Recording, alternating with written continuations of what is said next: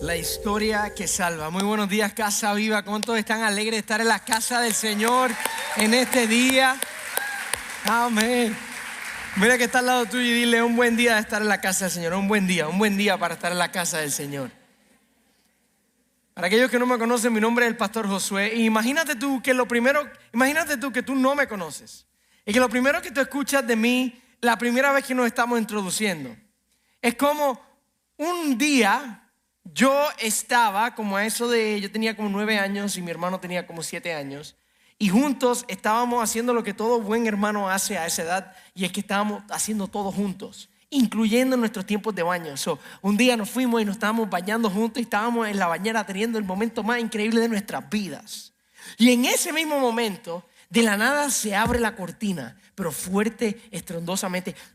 Y cuando se abre, estaba mi mamá con una correa y nosotros con la piel mojadita. ¡Paz! ¡Tas! ¡Tas! Y nos empieza a dar con la correa. Y en ese mismo momento yo hago lo que todo buen hermano mayor haría. Agarro a mi hermano y me lo pego contra la pared y me echo. Y mi hermano empieza con pánico. ¡Ah! ¡Ah! Y literal no logra virarme. Y cuando logra virarme, mi mamá empieza por aquí mismo hasta el día de hoy. Si vamos a la playa un día, tú vas a ver que mi piel dice náutica aquí.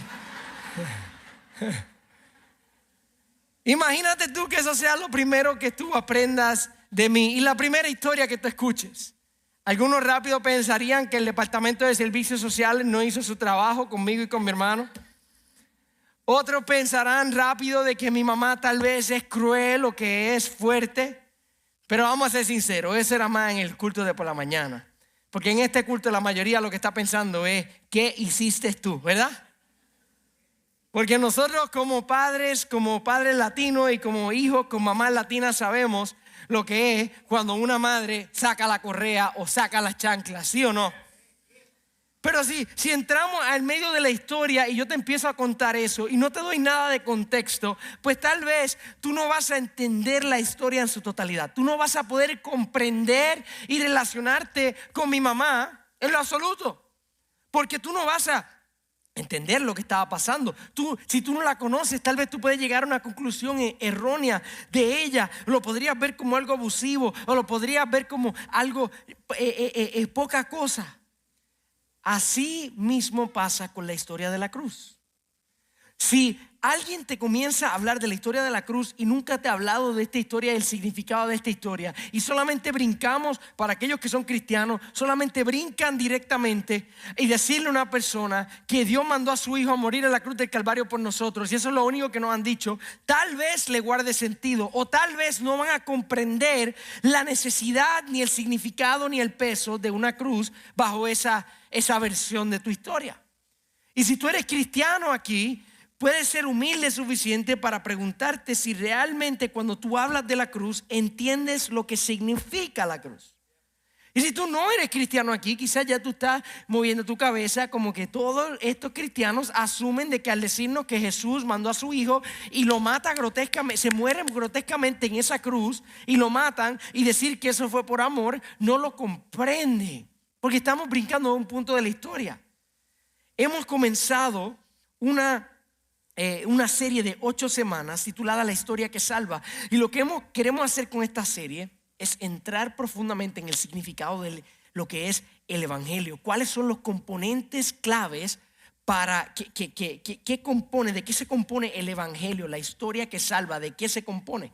Y la meta es de que si tú estás escuchando esta serie, tú tengas 2 opciones: o aceptar, evaluar lo que estamos diciendo y aceptarlo en tu corazón y tal vez permitir que Dios salve y renueve tu vida, o escucharla y comenzar a replicar esta historia y ir a compartir el Evangelio. Porque hemos llegado a una conclusión en Casa Viva, y es que tiene que terminar la era de que la predicación del Evangelio sea solamente para un grupo de élites en un altar un día de los 7 de la semana. Hemos llegado a la conclusión en Casa Viva Church de que bíblicamente Dios no le dio la responsabilidad de ir a predicar el Evangelio a solamente 2 o 3 escogidos con un título de pastor o con un título de predicador o con un título de evangelista. Así no vamos a alcanzar al mundo. El plan de la Biblia es que todo aquel que conozca a Jesús, es que todos ellos se conviertan en embajadores y compartan el evangelio. ¿Cuántos aquí creen que conocen o dicen que conocen al Señor como un Salvador? Levanta la mano. Mira a tu lado y mira a alguien con la mano levantada y dile tú. Tú eres el plan. Tú eres el plan. Tú eres el predicador del evangelio que quiere la Biblia. Tú eres al que Dios le dio esa responsabilidad.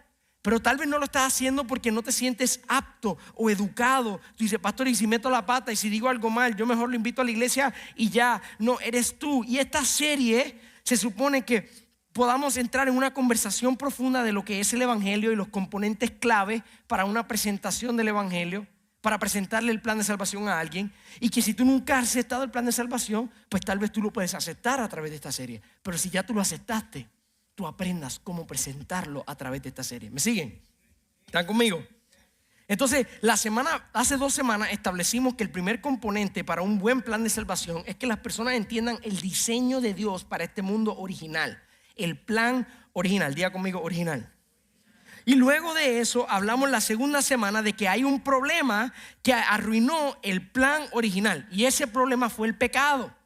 Y la semana pasada hablamos cómo el pecado lo arruinó todo, cómo todos somos pecadores. Diga conmigo, yo soy pecador. Y cuando tú escuchas eso, tú dirás, eso es un insulto que se han inventado los cristianos. Eso es que los cristianos juzgan. Son unos jueces y les gusta decirle a la gente que todos son pecadores. Y yo estoy aquí para decirte que eso no es un insulto del cristiano. Que el reconocimiento de que todos somos pecadores y todos estamos rotos dentro no es una idea que solamente tiene el cristianismo. No es un insulto. Es más, toda perspectiva, todo paradigma, toda cosmovisión general mayor en el mundo reconocen de una manera u otra que la humanidad está rota. Todos. Y yo te enseñé una gráfica la semana pasada, te la quiero enseñar otra vez. Toda. Estas son las diferentes cosmovisiones, diferentes perspectivas, ¿verdad? Lentes en las cuales las diferentes personas ven el mundo. Aquí hay diferentes religiones, aquí hay diferentes filosofías, aquí hay hasta diferentes puntos científicos de cómo las personas interpretan el mundo, cómo ven el mundo y hacen sentido de todo lo que está pasando.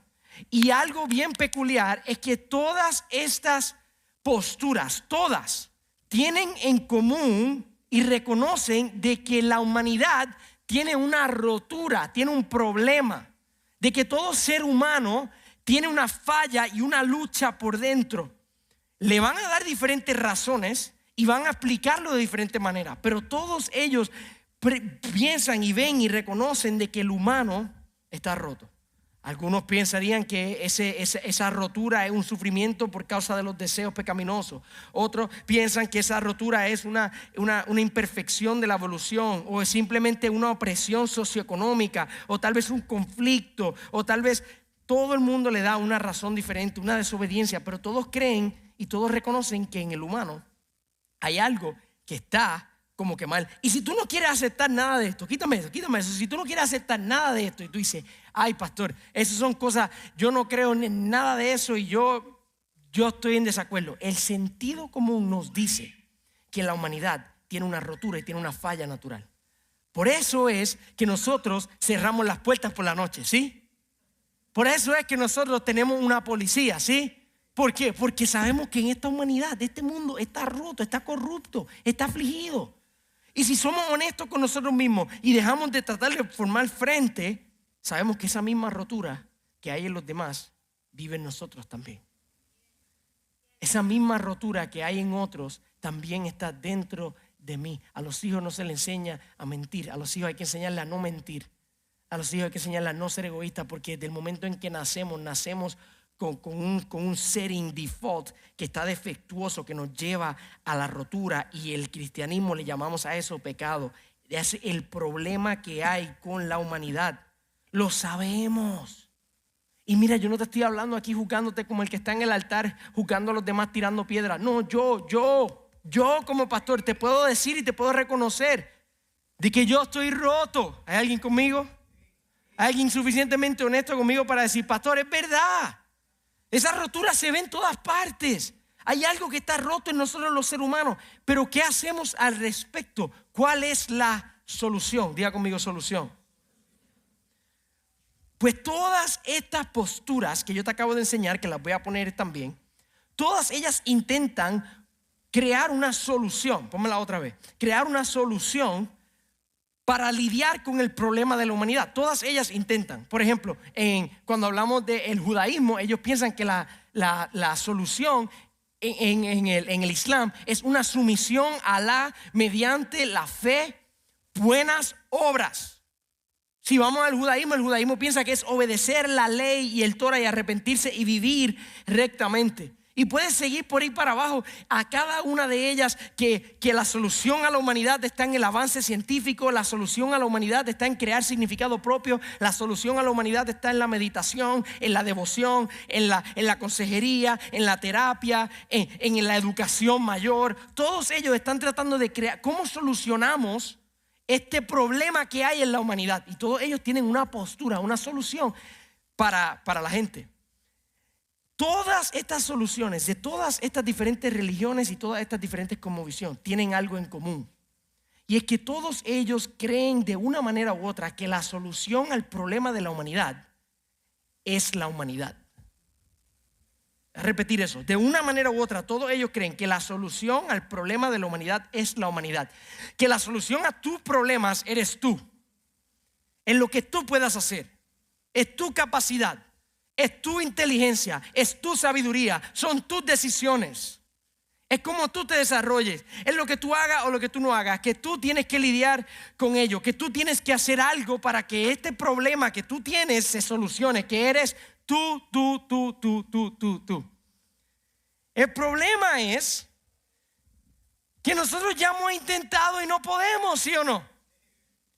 El problema con todas esas soluciones es que cuando tú me vuelves a mí el centro de mi solución, hay un problema porque yo también soy el centro de mi problema. Entonces se vuelve como que un conflicto, un debate, porque ¿cómo yo voy a hacer la solución de mi propio problema, de mis propios errores, cuando mira, vamos a ser honestos, yo no puedo confiar ni en mí mismo? Hello, ¿alguien sabe lo que estoy hablando? ¿Vinieron a Casa Viva a dormir hoy? Yo no puedo confiar en mí mismo ni para mantener la dieta y no entrar a McDonald's los domingos por la tarde. No puedo confiar en mí mismo para la dieta, voy a confiar en mí para solucionar la pobreza del mundo. No puedo confiar en mí para no hablar sucio, voy a confiar en mí para eliminar toda la violencia y la injusticia de este mundo. I can't even trust myself. Yo no puedo, yo intento. ¿Alguien sabe lo que estoy hablando? Yo he cogido libros, yo he cogido terapia, yo he ido a consejería. Este pastor es como mi 7º pastor. Y todavía estoy igual. Lo que me dijo él, me lo dijo el otro, y me lo dijo el otro, y me lo dijo el otro. Uno era bajito, uno era viejito, uno era joven, ahora me busqué a este. Y estoy en la misma.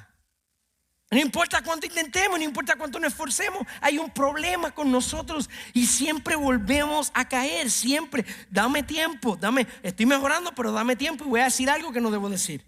Voy a reaccionar de una manera que no debo reaccionar. Se va a salir el orgullo, hay un problema con la humanidad. ¿Cómo nosotros vamos a hacer el problema? Y todas estas religiones y cosmovisiones, ¿verdad? Tienen la postura de que no, es que si te esfuerzas, si eres buena persona, si meditas, si te comprometes, si estudias, si lees, tú vas a mejorar. Y viene el cristianismo y se distingue de todas las demás cosmovisiones. Se distingue de todas las demás perspectivas. ¿Sabías tú que el cristianismo es la única religión y la única cosmovisión del mundo entero que entiende que la solución al problema de la humanidad no es la humanidad? El cristianismo se distingue y viene y dice, hay un problema en todos los humanos y ellos mismos no lo pueden arreglar. Así que en el cristianismo la solución al problema no es algo que tú puedas hacer, es algo que Dios ya hizo. I need you to listen to this because this will change your mind. This will change everything.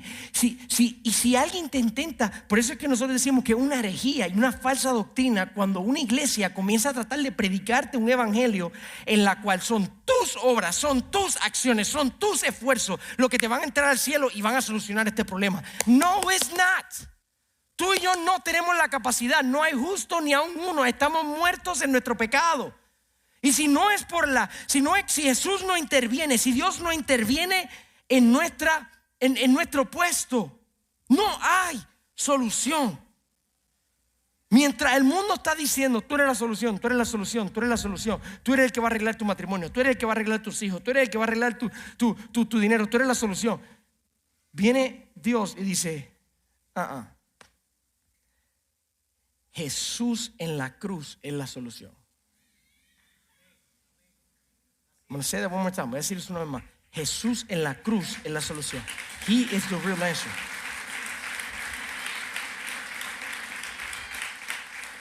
Entonces, cuando vemos la cruz y vemos a Dios mandar a su Hijo a morir en la cruz del Calvario, ¿qué vemos?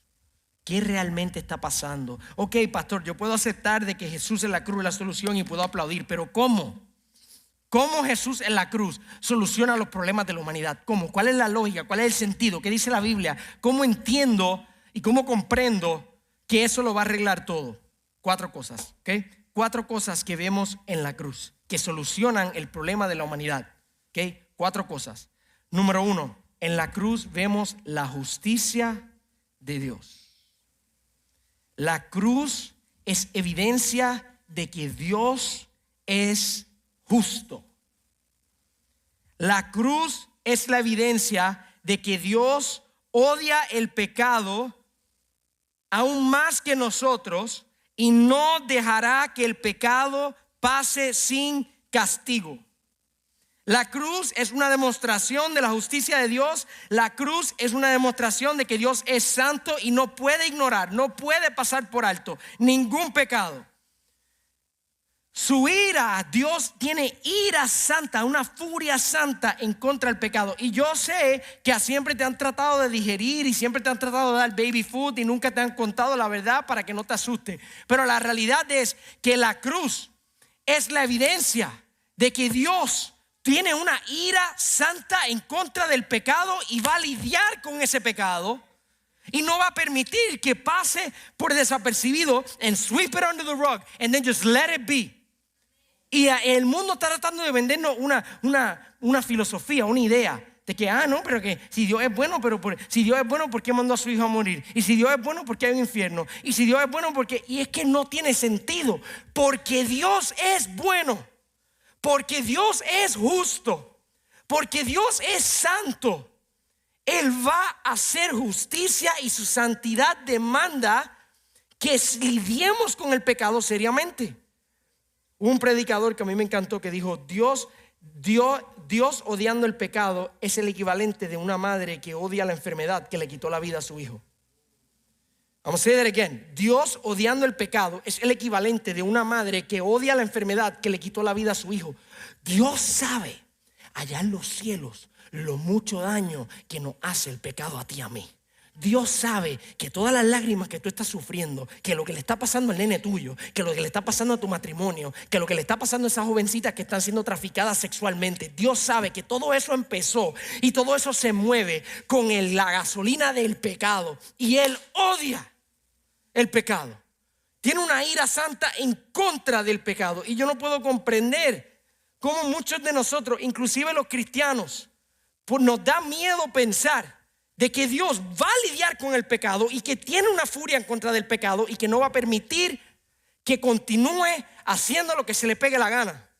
Que cuando Él vuelva por segunda vez a este mundo, Él va a sacar el pecado de este mundo de una vez y por todas, y ese pecado va a vivir y rodear y hacer lo que se le pegue la gana en el infierno. Pero en este mundo el pecado no va a tener victoria, ni la muerte tampoco. Y Dios va a lidiar con el pecado. Romanos capítulo 3 versículo 25 al 26. Dios presentó a Jesús como el sacrificio por el pecado. Las personas son declaradas justas a los ojos de Dios cuando creen que Jesús sacrificó su vida al derramar su sangre. Ese sacrificio muestra ese sacrificio. ¿Cuál sacrificio? Ayúdame, iglesia, ¿cuál sacrificio?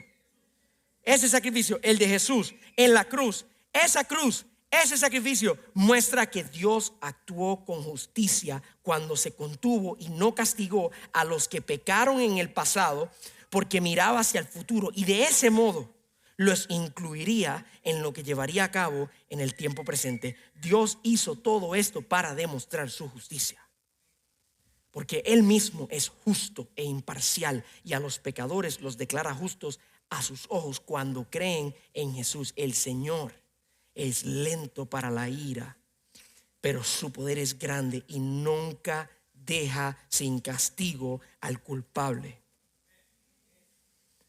Cuando nosotros, pastor, ¿qué tú estás diciendo?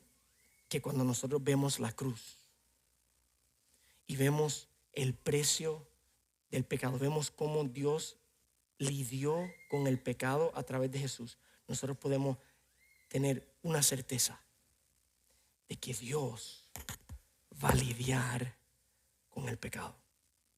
I'm gonna repeat that one more time. Dios va a lidiar con el pecado. Y para aquellos aquí que están sentados y que empiezan a darte miedo, la única razón que eso debería darte miedo es porque todavía no has aceptado a Jesús como la manera en que Dios lidió con tu pecado. Porque si ya tú has aceptado a Jesús, esa es la fuente que te da esperanza cuando el versículo dice que la venganza es de Él. Mía es la venganza. Why should I trust that? ¿Por qué yo debo confiar de que de Él es la venganza? Porque confío en su justicia y confío que lo va a hacer. Yo no tengo que tomar cuenta de mis propias manos, porque yo confío que Jesús lo va a hacer. Yo no sé quién necesita escuchar esto, pero la ira de Dios, la ira santa de Dios, no está opuesta a su amor, es parte de su amor. Y nosotros tenemos que cambiar la narrativa de una vez y por todas y entender de que Dios, odiando el pecado, es porque ama la justicia, la santidad, y a ti y a mí. Entonces no lo va a seguir empujando. No sería un buen juez.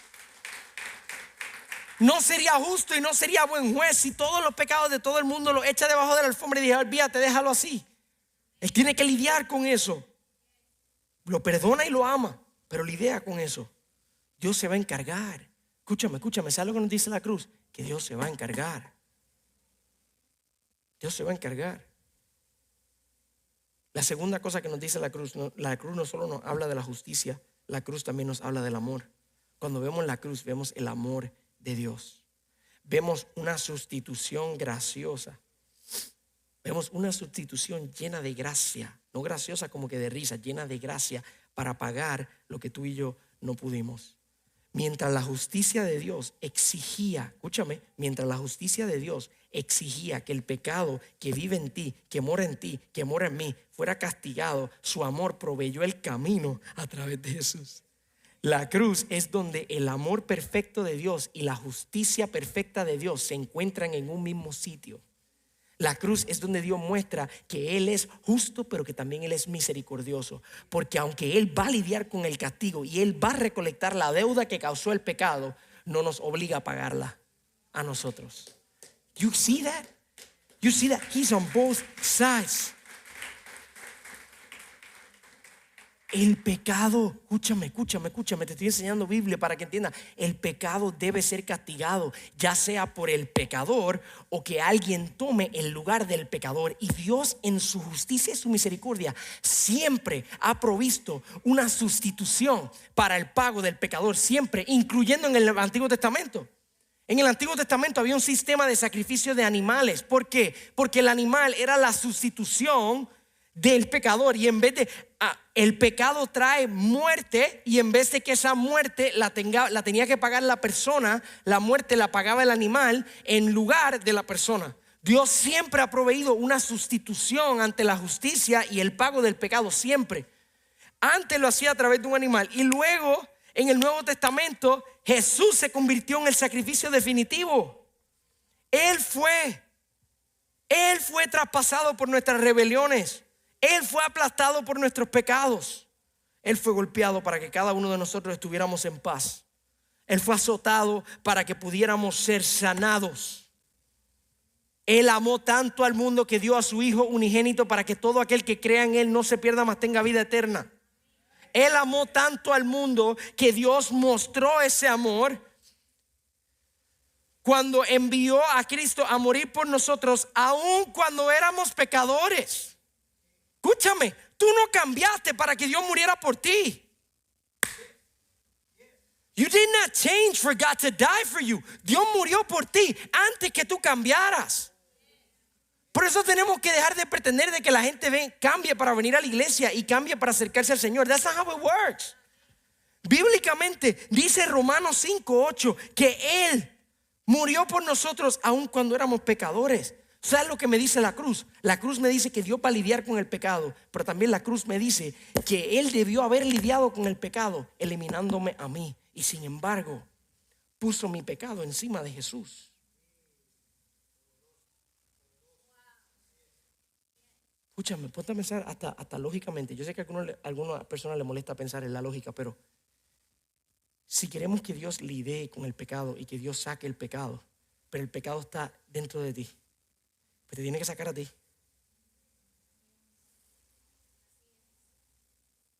Sin embargo, Él dice, voy a lidiar con el pecado porque soy un Dios justo y soy un Dios de carácter y soy un Dios de palabra, pero voy a proveer un sacrificio para que todo aquel que crea en ese sacrificio no tenga que recibir ese castigo. Jesús lo va a recibir en lugar de esa persona. ¿Sabes? Cuando tú ves la cruz, tú deberías pensar, debió haber sido yo. Should have been me. It should have been me. Debió haber sido yo. Quizás no de esa misma manera, que la gente lo piensa y algunos dirán, pero como que debió haber sido yo que murió en la cruz del Calvario. Debió haber sido tú el que haya sufrido muerte. Muerte que dura para siempre. El que debió haber sufrido por los cantazos y los azotes, debió haber sido tú. Pero sin embargo Dios lo hizo por ti. ¿Sabes lo tercero que vemos en la cruz? No solamente vemos la justicia de Dios, vemos el amor de Dios. En la cruz encontramos reconciliación con Dios. Por eso cantamos el velo rasgó. La muerte venciste, el velo partiste. ¿Sabes lo que significa el velo partiste? Que en un momento dado nuestro pecado nos impedía, nos separaba del Señor, porque Dios es santo y no podíamos estar ante su presencia con nuestro pecado. Y ese pecado que nos separaba del Señor en un momento dado no nos permitía acercarnos a Él. Por eso habían sistemas, y uno de los sistemas es que en el templo habían niveles, habían áreas restringidas, y esas áreas restringidas estaban definidas como un velo. Y donde estaba el arca del Señor, la presencia del Señor, nadie podía entrar. Y el que entraba en esa arca automáticamente moría si no fue permitido y no fue preparado para entrar en esa área. ¿Por qué? ¿Porque Dios es malo? No, porque Dios es santo. Y esa santidad no permite ese pecado. La mejor manera que yo te lo puedo explicar es de la siguiente. Imagínate que Dios es como un fuego ardiente y tu corazón está hecho de papel.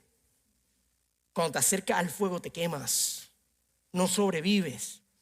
Y había una separación, y por eso Dios decía, no toquen el arca. Y el que tocaba el arca sin poder moría. Y Dios decía, no entren a estos espacios. Y había un velo que separaba. Pero cuando Jesús murió en la cruz del Calvario, la palabra nos dice en Mateo capítulo 27 versículo 50 que volvió a gritar y entregó su espíritu, y en ese momento la cortina, el velo del santuario del templo se rasgó en dos de arriba abajo. Y por eso Hebreos capítulo 10 versículo 19 dice que, amados hermanos, podemos entrar con valentía al lugar santísimo por la sangre de Jesús.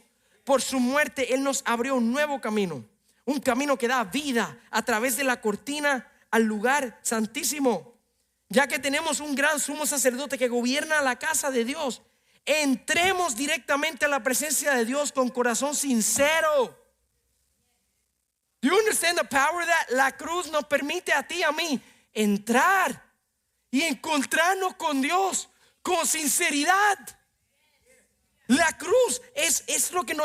Cuando tú ves la cruz, tú deberías ver una llave hermosa que permite que ahora tú entres tal y como eres. Tenemos que dejar de estar diciéndole a la gente que tienen que cambiar para venir al Señor.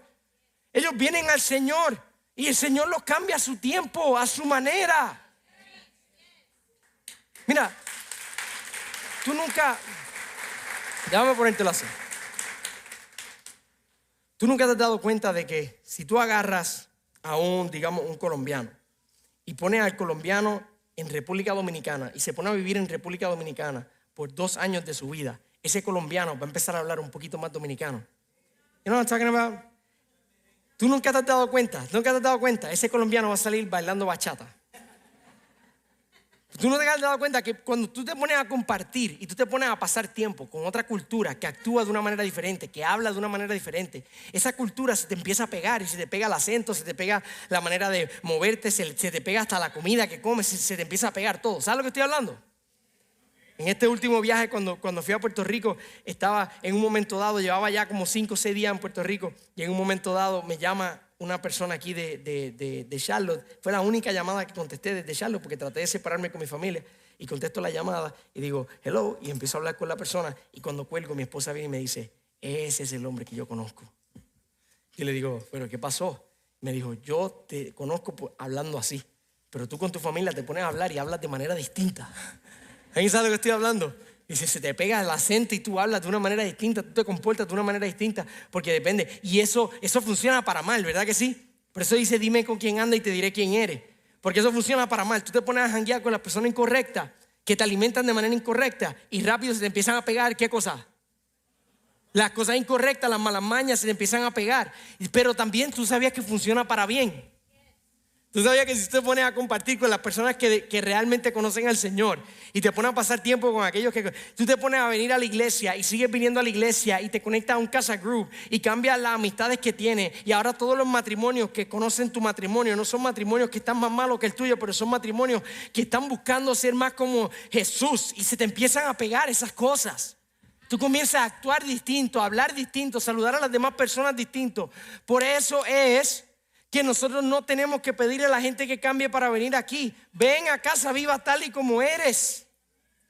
Ven, entra confiadamente, tranquilo, ven, pasa tiempo aquí. Y eventualmente Dios va a transformar tu vida. Por eso Dios, la cruz, nos dio acceso a entrar. Si no fuese por ese acceso, ¿a quién le ora ese papá y esa mamá en el cuarto de hospital cuando no tienen a nadie más? Si no fuese por ese acceso, ¿en dónde ponemos nuestra confianza? ¿Quién es la voz en nuestro oído de sabiduría? Si no fuese por ese acceso, escúchame, Dios no quiere estar lejos de ti. Si tú no escuchas nada más del mensaje, escúchame, Dios no quiere estar lejos de ti. Él mandó a su hijo a morir en la cruz del Calvario para que el velo se partiera y tú y él tuvieran una relación y se reconciliaran.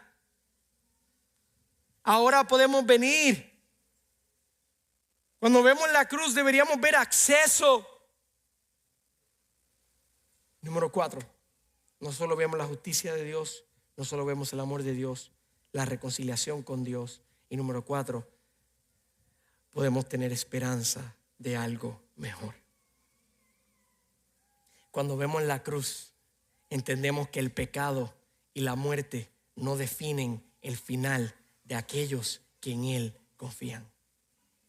¿Sabes lo que me dice a mí la cruz? La cruz me dice que Él va a terminar lo que Él comenzó. La cruz me dice que la última palabra la tiene Dios.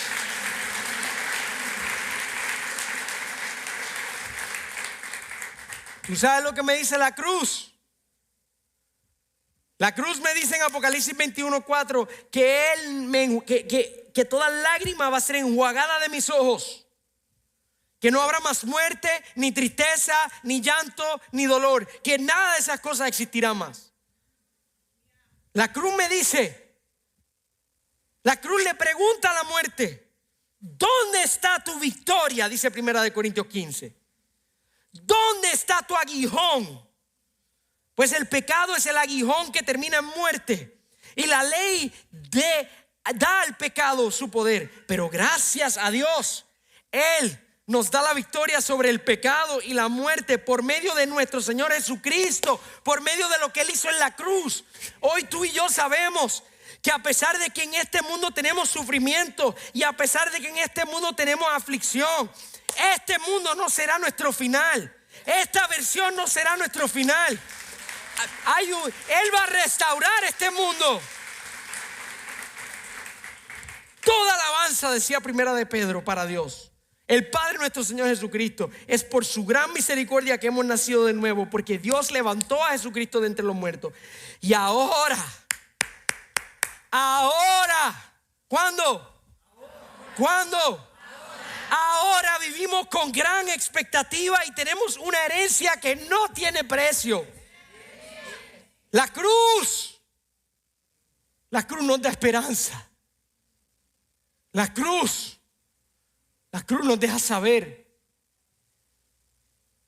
¿Ves lo que pasa cuando tú no entiendes el poder de la cruz completamente?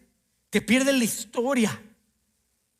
Cuando tú simplemente ves la cruz y lo único que escuchas y lo único que sabes es que Dios mandó a su Hijo a morir por nosotros, y ves películas y ves videos y ves fotos de este hombre siendo golpeado y sangrando y sufriendo y clavos entrando por su... Y lo único que tú sabes es Dios mandó a Jesús a la cruz a morir por nosotros. Tal vez eso sea suficiente para ti, y yo oro que eso sea suficiente para ti, pero te estás perdiendo el resto de la historia.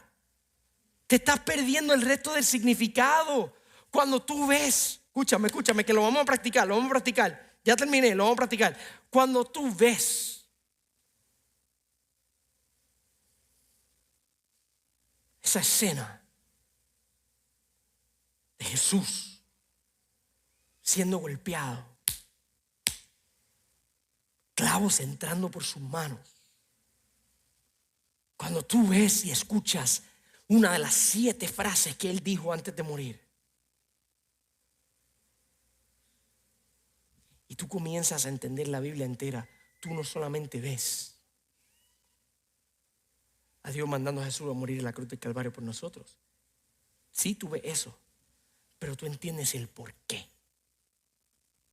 ¿Por qué tuvo que morir Jesús en la cruz del Calvario? Pastor, explícame cómo Jesús en la cruz, sangrando y sufriendo, es la solución a la humanidad.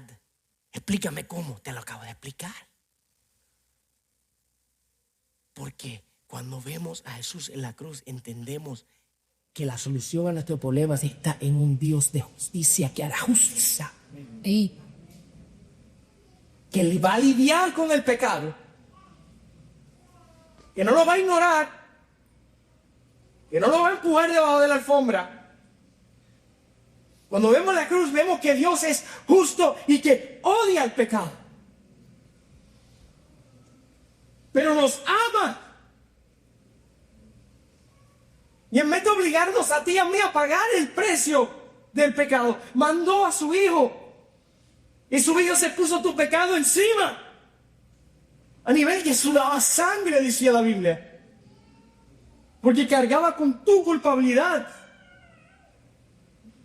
A nivel de que Dios Padre dice: Jesús, no me abandones, no mires tu cara, no mires tu rostro de mí. Pero cargaba con el pecado de la humanidad. Lo que hace diferente la crucifixión de Jesús a la crucifixión de todos los otros que los romanos crucificaron es que Jesús no solamente estaba siendo golpeado físicamente, estaba siendo golpeado espiritualmente, emocionalmente, cargando con todo el pecado, con todas las violaciones, con toda la mentira, con todo el orgullo, con todo robo, con toda maldad. Y Dios la que había en ti, el pecado que había en ti, se lo puso a su Hijo.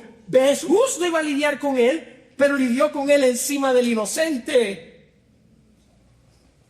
Y gracias a eso, ahora mientras estemos en este mundo que continúa en aflicción, tenemos a dónde correr.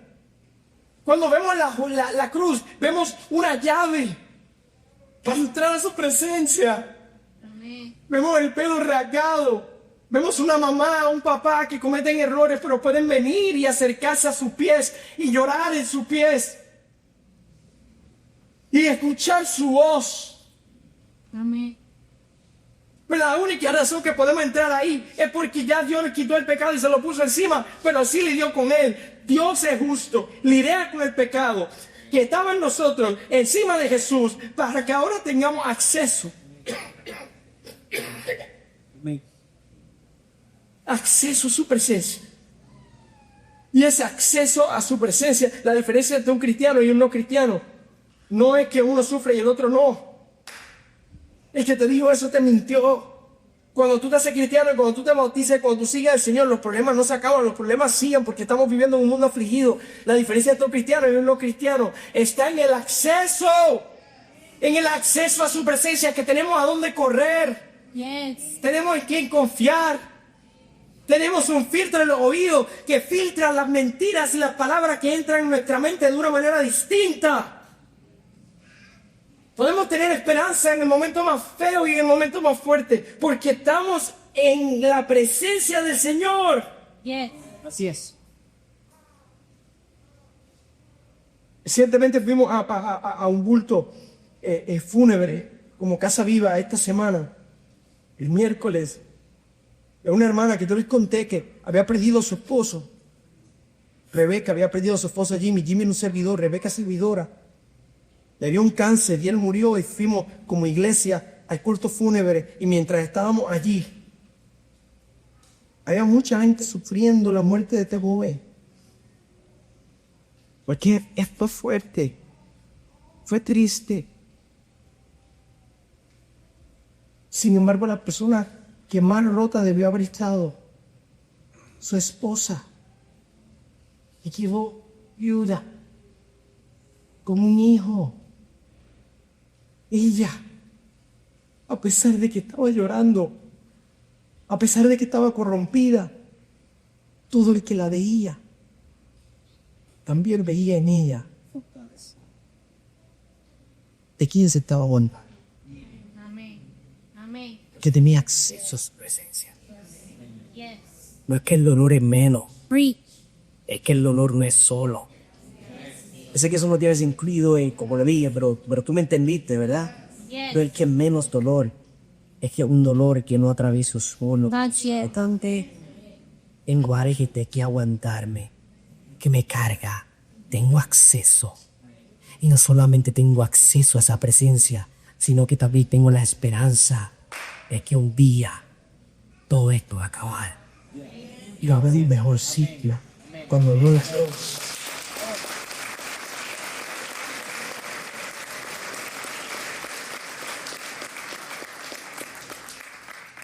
Cuando veo la cruz, veo el cielo, las puertas del cielo abrirse para mí y para ti. Amén. Veo una esperanza de que la muerte no tendrá su última palabra. Cuando veo la cruz, veo acceso a su presencia aún en momentos de aflicción. Cuando veo la cruz, veo cómo Jesús tomó mi pecado y se lo puso encima para que yo no tuviera que pagar ese precio porque yo no tenía la capacidad. Cuando veo la cruz, veo que Dios fue justo y cumplió su palabra y hizo lo que dijo que el mal iba a hacer. Veo un Dios que odia el pecado, pero que me ama a mí y me da acceso en momentos de aflicción y un día me sacará de aquí. Yes. De acá para allá, de allá para acá. Cuando vemos la cruz, eso es lo que debemos estar viendo. Cuando ves cada cantazo que le da en la espalda, cuando ves cada clavo que entra por sus manos, ve lo correcto. Y cuando empiezas a ver eso, el evangelio comienza a desatarse. El poder del evangelio comienza a desatarse en la palabra, en el libro de Efesios. Literalmente Pablo pasa casi 3 capítulos contando el poder de lo que pasó en la cruz para que así nosotros podamos entender. Y cuando entendemos predicamos, y cuando entendemos confiamos, y cuando entendemos mantenemos la cabeza en alto, y cuando entendemos enfrentamos las dificultades. Es la cruz. Alguien que diga conmigo, es la cruz. Alguien que lo diga más fuerte, es la cruz. Es la cruz. Es la cruz. Es la cruz. Entonces hoy me pasé por 12 minutos. Mi idea era terminar a la 1 para que tengamos tiempo de hacer algo. Ya que te expliqué lo que es la cruz, hoy a mí me gustaría que juntos volviéramos a la cruz y que lo reviviéramos otra vez. Que juntos como iglesia detuviéramos todo, no música, no nada, simplemente un tiempo de nosotros podamos ver esa cruz otra vez, pero esta vez que la podamos ver, la podamos registrar a través de los ojos de su significado completo, de su poder completo, Yo realmente llevo orando, escúchame, yo llevo orando por ti. Yo le he estado pidiendo al Señor de que esto que yo voy a hacer, esto que vamos a hacer como iglesia, no es una estrategia y un truquito emocional. Es una confianza de este pastor que si la pierde no tiene nada. De que el mensaje más increíble que alguien te puede predicar en tu vida entera es simplemente mostrarte lo que él hizo, las cosas que vales. Amén. De que no son palabras de elocuencia, de que no son emociones, ni música, ni trucos, ni tocarte la cabeza. No estoy diciendo que eso está mal, estoy diciendo que nada de eso nunca se comparará a un momento donde todos nos detenemos y vivimos lo que ocurrió en esa. Yes. Y quiero hacer una nota de salida y dejarte saber de que algunas de las escenas que vamos a ver son gráficas. Están creadas para mostrarnos lo que entendemos que la Biblia nos cuenta. Si a ti se te dificulta eso o tienes a tus niños aquí, yo quiero que tú tomes esa decisión sabiendo. Tienes tus niños aquí, tienes que salir, puedes salir de la parte de atrás, hay un cuarto allá que tiene todo en televisión, los puedes ver separados, quizás más controlados. Pero I'm gonna start, so lo voy a dejar de hablar. Yo quiero que juntos volvamos a la cruz y que veamos que Dios nos amó, nos dio acceso y algún día nos dio a este nuevo hogar. Y todo eso pasó